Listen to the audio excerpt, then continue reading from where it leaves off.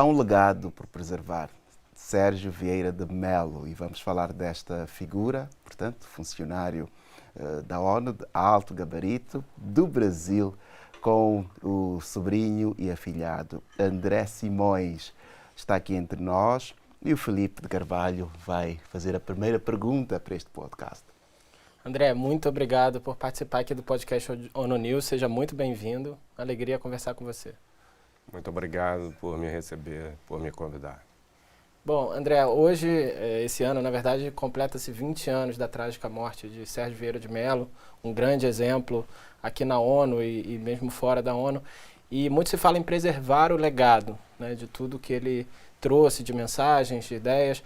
Como é que você avalia que hoje está sendo feita essa preservação dos ideais, das ideologias que ele defendia e que ele conseguiu colocar em prática? Bom, quando você fala na morte do Sérgio, é muito importante lembrar dos 22 colegas, entre eles o Sérgio, né? Foi só o Sérgio, foi uma equipe da ONU, foi a família de vocês.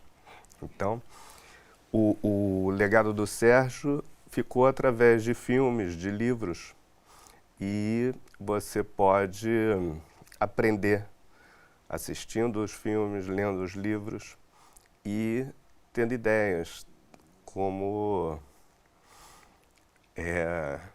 eu tive na pandemia, né? Fazendo o projeto Sem Fome, que começou na pandemia no Rio de Janeiro, no centro da cidade, onde estava deserto, né? Tudo fechado. E os moradores de rua estavam lá sem ter o que comer, porque os restaurantes fechados, todos, ninguém tinha comida para dar. E eu identifiquei aquilo como um campo de refugiados, que eu cresci vendo Sérgio nos campos de refugiados pelo mundo, né? Então, eu falei, bom, é a chance de fazer alguma coisa. E passar para minha filha o que ele ensinou. Então, começamos o projeto Sem Fome, distribuindo 200 refeições e 200 águas todos os dias pelas ruas do centro do Rio. E era muito interessante que as filas eram grandes, né? 70, 80 pessoas. E numa praça, e de repente uma pessoa chegava e olhava para você e falava assim, só quero água. Aí você olhava e falava assim, guarda para de noite que você vai ter fome. Aí a pessoa falava assim, eu já comi, tem outro com fome. Então isso me remete à Declaração Universal de Direitos Humanos, do primeiro artigo, que diz, somos todos iguais e devemos agir com fraternidade, com o próximo. Então, ele não tem nada e ele está te dando aula ali, naquele momento. E este tipo de necessidade, portanto, mostra que figuras como Sérgio devem continuar a ser lembradas. De que maneira? Para você que era familiar, não tinha este homem de dimensão global em todo momento em casa, mas como é que esta dimensão particular familiar consegue dar continuidade a este legado? Sendo alegre, sendo otimista, né? E buscando diálogo para a resolução dos problemas que aparecem, se colocando no lugar do outro, né? E buscando uma solução. E nesse projeto, André, é tão interessante que você liderou durante a pandemia e que continua agora, né? Está crescendo, inclusive. Quais são as lições aprendidas, assim? O que realmente permitiu que essa iniciativa, que começou pequena, fosse crescendo, essa solidariedade fosse contagiando tanta gente? Bom, a pandemia serviu para colocar as pessoas, entendeu? Abrir o coração das pessoas, né? Para as pessoas se preocuparem mais com os outros. E, para mim, fez muito sentido, né? Que, como eu falei, a Declaração Universal de Direitos Humanos é de 1948, mesmo ano que o Sérgio nasceu. Então, para mim, era muito emocionante, né? Estar ali e as pessoas sem nada, sem ansiedade, e muitas vezes ali alegres. E você vê esse contraste, né? Então é isso, eu aprendi muito do ser humano, né? Ser humano que tem, tem seus defeitos graves, né? Que, entendeu? Tem os loopings das guerras, né? E que não consegue solucionar isso. Mas tem um lado bom também. Bom, eu não sei que palavras é que usaria para descrever este momento com a ONU, mais de 20 anos depois de ter estado aqui no edifício, não é? A última vez em que esteve foi na homenagem ao Sérgio. Foi um momento de muito peso, de muito significado. Mas agora foi um momento para reviver isso, mais de 20 anos depois. Como é que foi? Sim, é como eu falei, né? Os loopings acontecem, né? Então, de lá para cá, vinha acompanhando tudo, né? Todos, República Centro-Africana, República Democrática do Congo, Síria, agora Ucrânia, agora Israel e Palestina. Isso é muito grave, que as coisas se repetem e que pessoas civis sofrem, trabalhadores humanitários sofrem, não podem ser o alvo, não podem ser, sabe, o terrorismo não pode existir e os governos não podem contra-atacar onde tem civis, né? Entendeu? Nada legitima nada, né? Eu acho que você tem que buscar sempre o diálogo e a solução. Buscar dali, lógico que os grupos terroristas têm que ser exterminados, mas o povo, em sua maioria pobre, não pode pagar por isso. E falando, André, sobre os trabalhadores humanitários, você teve uma experiência também, né, de assistência humanitária lá no Rio de Janeiro, que está se expandindo. Uma das grandes mensagens do Sérgio era justamente essa, né, de que os trabalhadores humanitários não podem ser um alvo. Você acha que a percepção geral sobre o trabalho humanitário melhorou nesses últimos 20 anos? Que as pessoas têm uma compreensão melhor? Né? Claro que quando a gente olha para a zona de conflito ainda acontecem violações, mas você acha que o trabalho humanitário está chegando onde o Sérgio imaginava que ele poderia chegar? Ele está se expandindo, ele está crescendo? Olha, o trabalho humanitário, ele... São pessoas, né, que nascem com esse dom e que são heróis anônimos que arriscam suas vidas por pessoas que nunca viram e muitas vezes nem sua língua falam, né?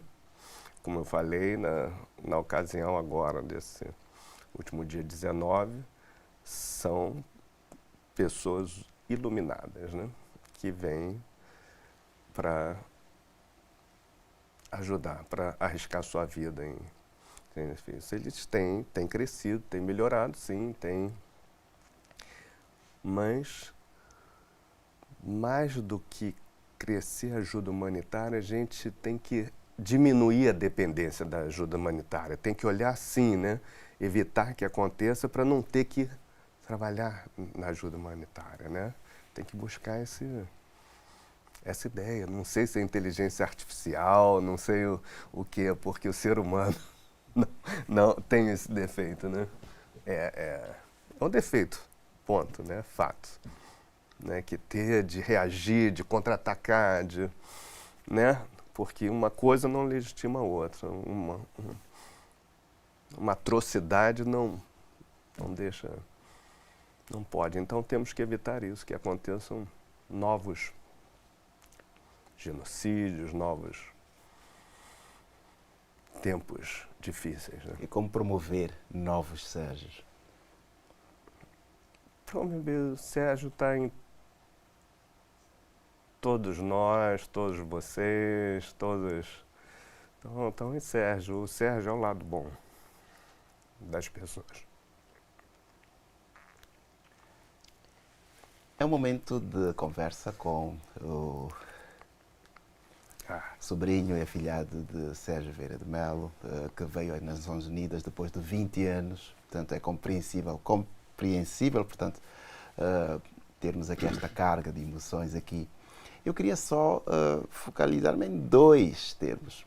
Refugiados, portanto, uma nova vertente de refugiados que deu aqui, e a palavra terrorismo, não é? O que é que isto desperta em vocês, na família? Quer dizer, este sentido de combate, o que é que desperta nas pessoas afetadas? Portanto, pode ficar só nestes dois termos e Sim. fazermos uma análise? O refugiados foi como eu falei, eu cresci vendo o Sérgio nos campos refugiados, negociando corredores humanitários para os países vizinhos, cessar fogo. E o que acontece? E na equipe dele, que na África, né, que o Sérgio cresceu em Roma, Gênova, Nápoles, Beirute, teve sabe, um conhecimento assim de várias culturas, e trabalhava com ele um italiano. E hoje esse italiano é o alto comissário dos refugiados, Filippo Grandi, né? Então deve ter sido como um sobrinho do Sérgio, como eu, é meu cugino italiano, que eu ainda não conheço, mas quero conhecer, e que está trabalhando aí com os olhos do Sérgio, com os refugiados, que são mais de 80 milhões no mundo, mais de 100, são quantos? São mais de 80. Mais de 80 milhões no mundo, e o negócio vai se agravando, né? E, sabe, em condições muito difíceis, né? Então, no Brasil, a gente tem a Operação Acolhida, né? Que a gente está fazendo um belo trabalho lá com os refugiados da Venezuela, que chegam crianças, chegam pessoas desnutridas, chegam famílias despedaçadas, né? Quanto houver refugiados, há trabalho por fazer, não é? Quanto ao terrorismo, é isso, né? O que aconteceu recentemente, agora Israel, é inaceitável, né? Inaceitável. E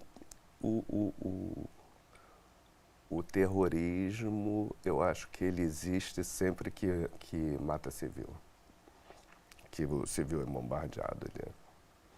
Entendeu? Não pode ser bombardeado. Áreas que têm civis não podem ser bombardeadas. E outra coisa,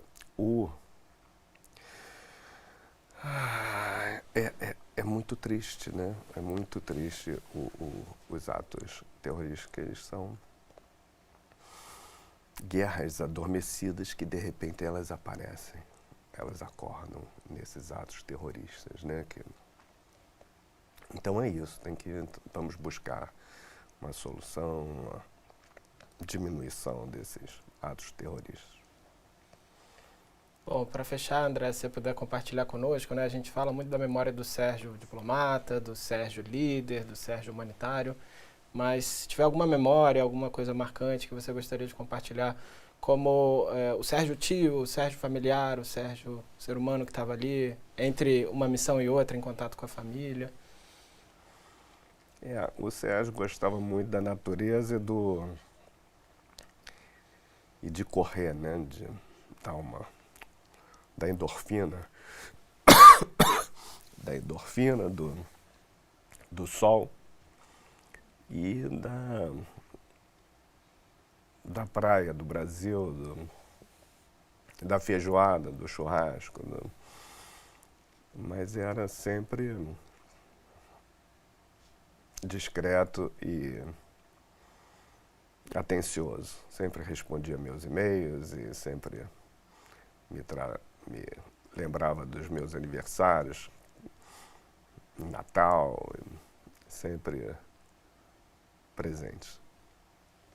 E uma presença que, de alguma forma, o André Simões veio reviver nas Nações Unidas, portanto, mais de 20 anos depois, portanto, de ter estado aqui para a homenagem a Sérgio Vieira de Mello, esta grande figura no campo humanitário, mas também no campo da diplomacia, não é? E da resolução de conflitos. Foi o tema da nossa conversa, não é? Ele e o seu legado. Muito obrigado, André. Foi um prazer tê-lo aqui. Muito obrigado a vocês e meus votos de solidariedade a todos os trabalhadores humanitários, suas famílias que perderam suas vidas e todos que perderam a vida nesses atos terroristas de lá para cá. Então, todas essas guerras civis que perderam suas vidas. Muito obrigado. Muito obrigado, Felipe. Obrigado, muito obrigado, Leotério. Muito obrigado.